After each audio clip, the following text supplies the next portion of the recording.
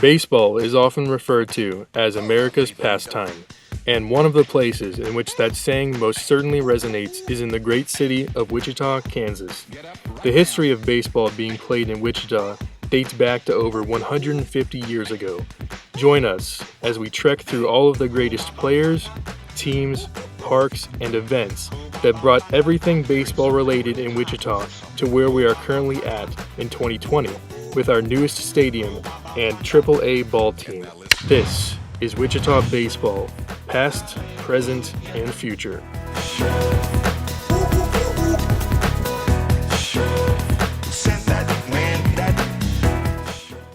Baseball probably started here during the Civil War. There were some Union soldiers stationed here, and it's probable that they played each other. Union soldiers, as well as the Confederate soldiers, played the game during the Civil War, and they taught each other the game. And so when these units of soldiers broke up, they went west, took the game with them, and played all the way across the west, all the way to the West Coast. So the Civil War had a lot to do with the spread of the game, including in Wichita. But shortly after the Civil War, it became an organized activity, and there were leagues that included nearby towns. There were games within Wichita among professional groups. For instance, the doctors played the lawyers at one time in ball games. There was indication that the cowboys who came up the Chisholm Trail played when they got in town, including at places like where the Epic Center is now. But it stands to reason that those who settled here in the 1870s brought the game with them, and there are still old-time baseball organizations that play games at Cowtown every summer, trying to show what amounted to town ball looked like. It's a little different than baseball as we know it. The Old Cowtown Vintage Baseball Club features two baseball teams that resemble the Wichita Red Stockings and the Wichita Bulldozers from the 1870s. The game was a little different back then, with players not having gloves to wear or polished fields to play on. In 1887, the first semi-professional Wichita team was formed, the Wichita Braves. The team ended up playing only one season. Wichita had a team that played in and won the Kansas State League, but it was a very short season, so at the end of that season, which was midsummer, they joined the Western League, which was one of the oldest baseball leagues, and in fact, that version of the Western League became the American League. But it was a much better rated league than the Kansas State League, and Wichita really did not do well in that league. So there was a long hiatus before professional baseball came back shortly after the turn of the century. That league was called the Kansas State League. The Pittsburgh, Kansas franchise was moved to Wichita and operated successfully. The team called the Jobbers played 4 years in that league and were good. They won it one time, they were second twice, and third the other time. So they were always a contender for the league championship. In fact, the 1907 team has been recognized in the 100 greatest minor league teams of all time. After that, the team rejoined the Western League. A lot of these leagues came and went, but in the course of the late 20s and early 30s, particularly under the influence of Branch Rickey, there were a lot of minor leagues developed to find talent, develop talent that would eventually go to the major leagues, and the Western League was one of those earlier leagues that had been created as a professional league in the Midwest. Some of the most notable players included outfielder Joe Wilhoit. At the time, he set the record for the longest hitting streak in baseball history. Arky Vaughan, who went on to become a shortstop for the Pittsburgh Pirates and Brooklyn Dodgers, was elected to the National Baseball Hall of Fame in 1985. A lot of these teams, as I understand it, played what we would call barnstorming league. They played around pickup games where they could find a team to play and play, for the gate, the money that could be made by the gate. And so teams came and went from these leagues regularly.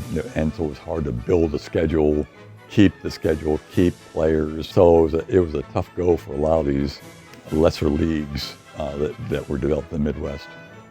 There was a very famous game between the Ku Klux Klan and a Negro League team. The Wichita Monrovians were a Negro baseball team that typically played against other amateur clubs that were predominantly white. African American leagues and teams in this town played and had their own park at about 12th and Mosley. There was a ball field there, and it's where a lot of them played in the course of their games. There's nothing there now that I don't think, but it was a really viable organization, and they were called the Wichita Monrovians, the Monrovians being the capital of Liberia, city of Monrovia. Took that name because it was an ex-slave state that was built after the Civil War in West Africa, and so they took the name Monrovians in honor of the city of Monrovia of Liberia, this former slave state. The Ku Klux Klan baseball team was a local club called the Number 6 team. William Allen White was a local newspaper publisher who was running for governor in 1924. He was campaigning to abolish the Klan. Due to the fear of William's campaign, the Klan accepted the Monrovians' challenge to a good, clean ball game. In America at the time, there was more anti-African American than with the Ku Klux Klan, but I think it was an indicator of the role of baseball as a social integrator, in a sense, that the Klansmen were willing to play the African Americans at the time. One of the famous advertising the game was, "Don't bring any whips, any knives, any weapons to the park," as a way of trying to keep the peace as the game was played on. The Monrovians ended up beating the Klan with a score of 10-8.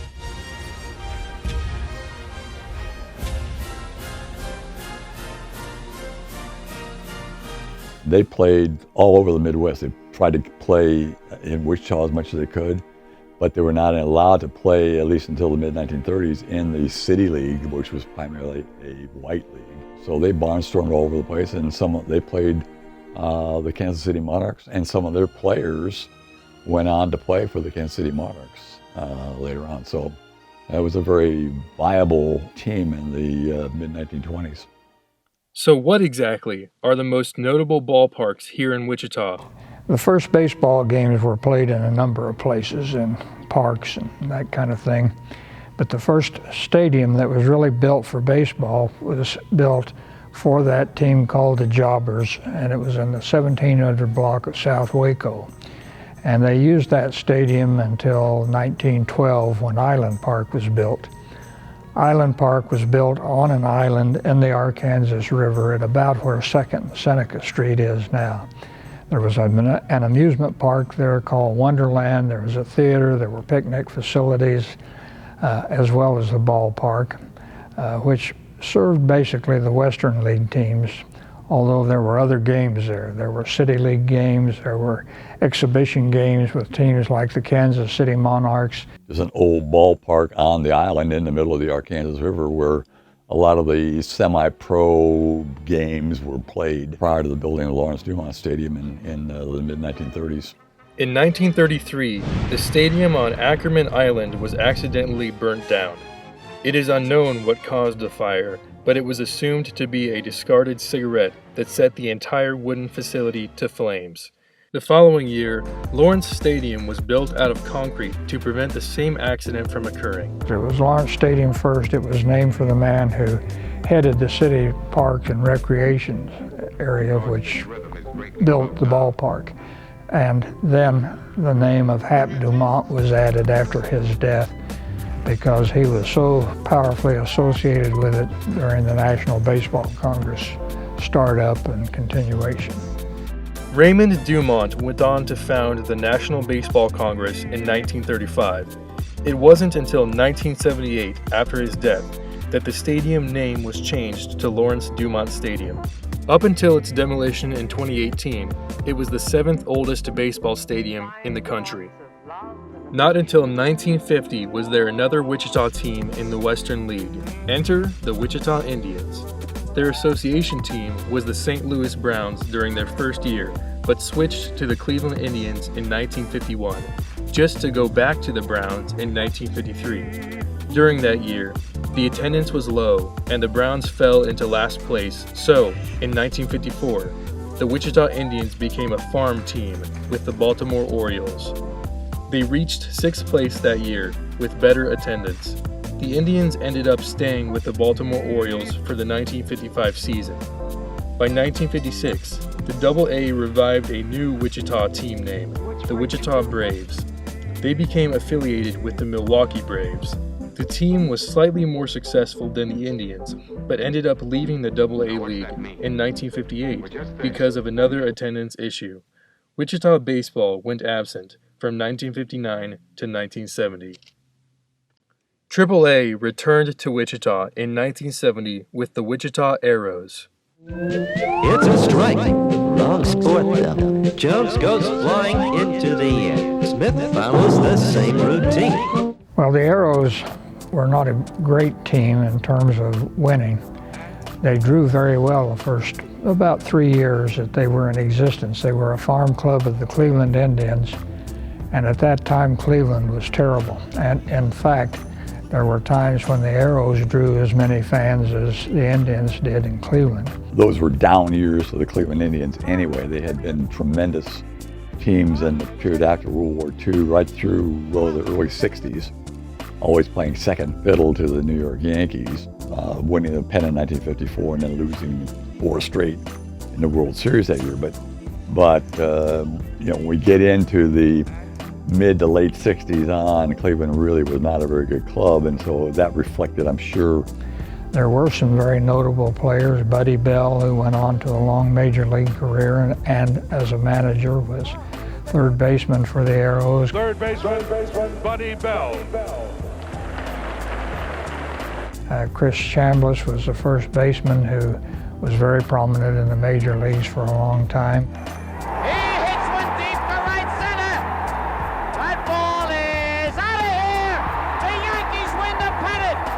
Holy cow, Chris Chambliss on one swing.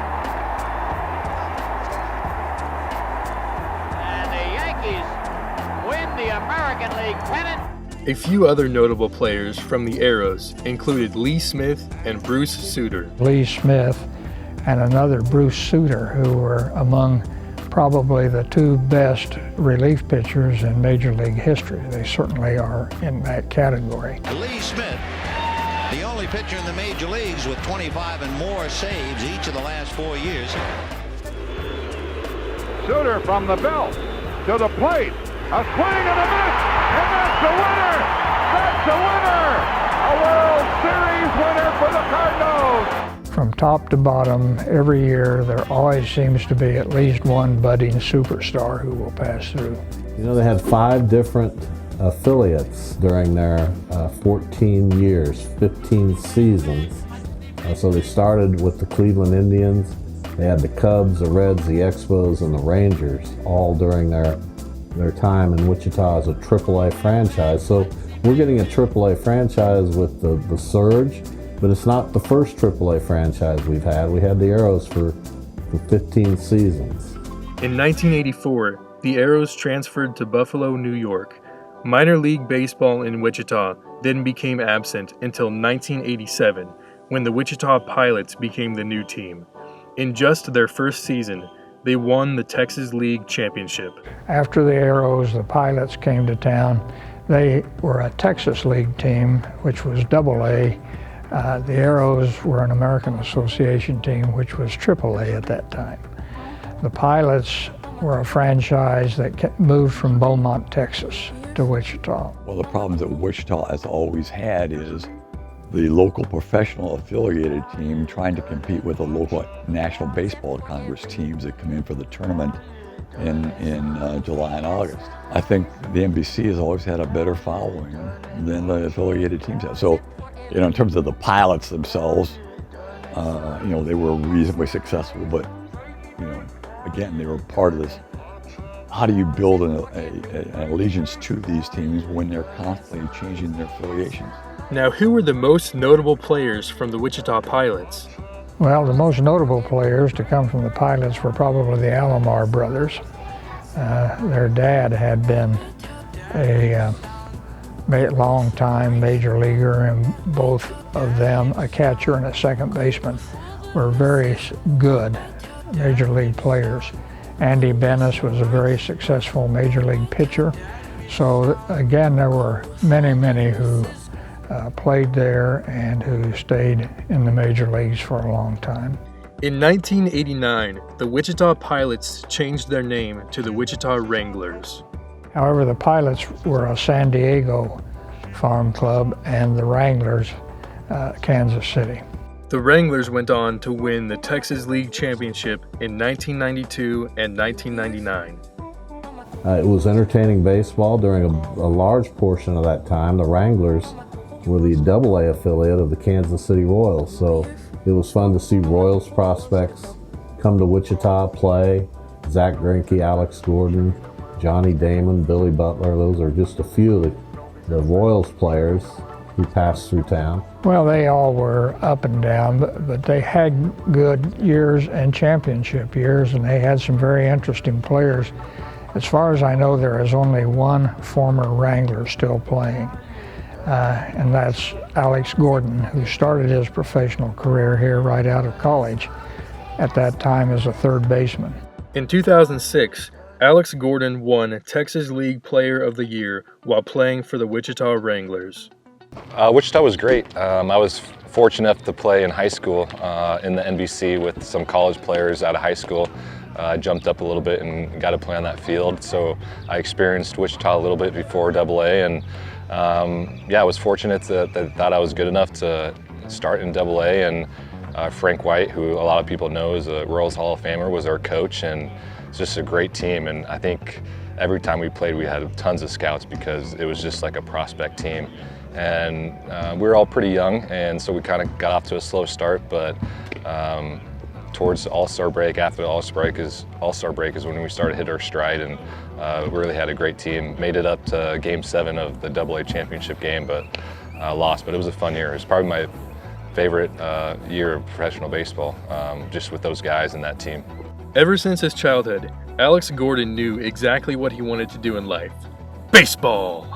Well, I'll tell you, in second grade, my second grade teacher asked us what we wanted to be when we grew up, and it was always my dream to be a professional baseball player, and that's what I wrote down on my sheet. And you know, I grew up around a baseball family, had 3 brothers who all played baseball, so that was kind of our thing growing up. And in high school, I started getting recognized with the scouts as far as being a professional and everything, but I think the best thing my parents did for me was let the scouts know that I was going to go to college.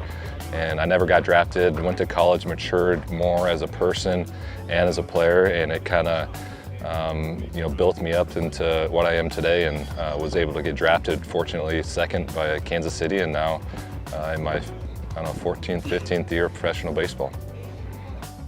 After the 2007 season, the Wranglers moved to Springdale, Arkansas.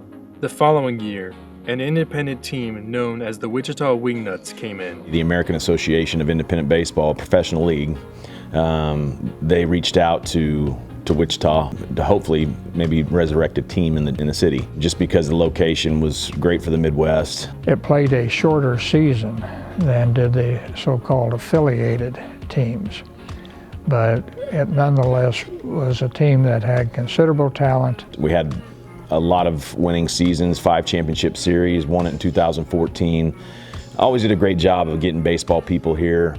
And, I think because of maybe collusive behavior at the major league level, it freed up a lot of guys looking for a job and want to continue playing. So that we had quality players here. I mean, I would say that we probably were every bit as good as a AA affiliate team. Kevin Hooper, who in the first year was a team shortstop and was the league's leading hitter or very close to it, became their manager and was extremely successful in that role. Born and raised in Lawrence, Kansas, played at Lawrence High School, ended up committing to Wichita State. We played at Wichita State from 96 to 99. Got drafted in 1999 by the Florida Marlins. Spent 10 years professionally, making it to the big leagues in parts of 05 and 06 with Detroit. Childhood dream was to play in the major league, so I got to do that. And then, like I said, I finished my playing career here at home, which is home now in Wichita, playing for the Wingnuts in 2008. It was a lot of fun. You know, independent baseball was a little different than affiliated baseball with the rules and everything, but we made it work, and I had a blast doing so. And then in 2009, took over as manager of the team, ended up winning a championship in 2014, had a great run there in my 7 years that we were there, and now here I am, like I said, with the San Diego Padres to this current day, in charge of all of our infielders throughout our system.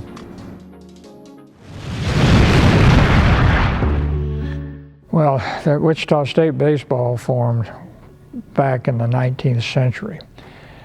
They didn't play a whole lot, and there wasn't the kind of emphasis on it or any other sport in those early years as is the case now. They had some notable players around the turn of the 20th century who went into the major leagues. The best of them was named Claude Hendricks, who was a pitcher and pitched very successfully in the major leagues. He led both the National League and the Federal League, which was a major league at the time, in number of wins. He was the winning pitcher in the first game ever played in what now is Wrigley Field. So he was an exceptionally good pitcher. But then it sort of lapsed, and it came back after World War II, but it didn't attain real regional or national stature until the coming of Gene Stevenson. And Gene Stevenson almost single-handedly built it into a national program. Another notable alumni player from Shockers baseball is Joe Carter, an outfielder and first baseman, who was named College Player of the Year in 1981. Carter is best known for winning the 1993 World Series for the Toronto Blue Jays by hitting a walk-off home run. 2 balls and 2 strikes on it. Here's the pitch on the way, a swing and a belt, left field, way back, Blue Jays win it! The Blue Jays are World Series champions! Growing up in Wichita, I had the opportunity to come to Wichita State, which as a kid, this was the best place, in my mind, the best place in college baseball. And there was times in high school where I used to rush out of practice just so I could get here for games. And then I got the opportunity, like I said, opportunity to come here and play. The best 3 years of my life, got to grow up mentally, got to grow up physically. And then I got drafted out here in the first round.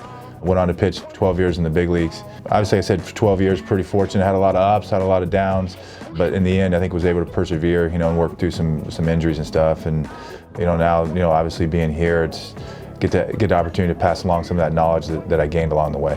This is the only place that I wanted to be as a pitching coach. Once we get this program back to what it used to be and what I grew up remembering this program, that's good. I think that's going to be, even more. Ended up coming to Wichita State. Really didn't know I was going to come here until after my senior year. Did my recruiting visit after the fact, which is a little bit odd in this day and age. But Wichita State was most definitely the place I wanted to come. It was just different here. The environment, the university, the city, the older players that were here was a big part of who I am. And it was just a national prominent team. You could tell that. Their only goal every year was to go to the College World Series. Leading the way, as he would all season, was catcher Eric Wedge. The junior from Fort Wayne, Indiana, hit safely in the Shockers' first 25 games, the third longest hitting streak in Wichita State history. In my junior year, we went to Fresno State and won the regional there. Ended up going to Omaha again and ultimately won the College World Series. Drafted by the Red Sox in the 3rd round. I was fortunate, that was '89, got to the big leagues by 1991. Ended up having 8 surgeries in 9 years, but played parts of 4 years in the big leagues. Had retired at the end of the 97 season. Started managing the minor leagues in '98, in the minor leagues with the Cleveland Indians. Spent 5 years managing the minor leagues. I managed 7 years in the big leagues with the Indians. Then managed 3 years with the Mariners. Went to ESPN for a couple of years. I was in charge of the Toronto Blue Jays and their minor league system for the last 3.5 years. All right, Eric, I know that you played the game. There's no way I can compare to what you've done. I was fortunate to have this job here and be offered this job here at Wichita State, and here I stand. X Stadium is where the action of Shocker baseball happens. But what exactly are the humble roots of the facility? Well, when Gene Stevenson came here, there really was no place to play. And they played at WSU. They played a few games at what then was Dumont Stadium. But X Stadium essentially was built from the ground up based on the success of the teams that Stevenson was putting together. At first, the bleachers were on the back of a semi-trailer, and then they bought surplus bleachers from the World Fair in New Orleans and moved them here and put up the backstop and the lights and so forth. And then with the help of Rusty Eck, financing built the stadium that exists now, and which is being further refined right now. The demolition of Lawrence Dumont Stadium began in 2018, being replaced by Riverfront Stadium. But why was the old stadium torn down? Well, Lawrence Dumont Stadium was one of the very oldest in use in the country. And there were a lot of things about it that had really become outmoded. Things like the concessions area, restrooms, dressing rooms, facilities of that sort. It was just tired, basically. So the new stadium was built in order to find a place in a AAA league, a high minor league. For whatever reason, the clubs have always dropped their affiliation with Wichita, partly because I think of the facilities. The old Lawrence Dumont, the good news, bad news situation. The good news, it was one of the oldest stadiums in the country, like 7th oldest state in the country. The bad news, it was the 7th oldest stadium in the country, okay? It was probably good they left because they had that turf infield, and I remember just those hot summer days, and then when I was playing third base, just baking over there. So it was probably good they left and moved to some grass to kind of cool it off a little bit. Riverfront Stadium will hold a seating capacity of 10,025 people. Wichita has other plans for the facility as well. I've not been inside it, I have been past it, and am impressed with what I see there. It is a large-looking stadium, and I think will be a good place to see a ball game. Primarily, the stadium will host the AAA baseball games for the Wichita Wind Surge. But then, of course, as we progressed, now we all know that we have a AAA ball club. The new ballpark's being built, and I'm in full support. And it was time for Lawrence Dumont, regardless of all the memories that were there, and then everybody had great memories there. It was time to move on with baseball in Wichita. So thrilled about that, thrilled about the future, and I'm going to be on board completely with whatever happens.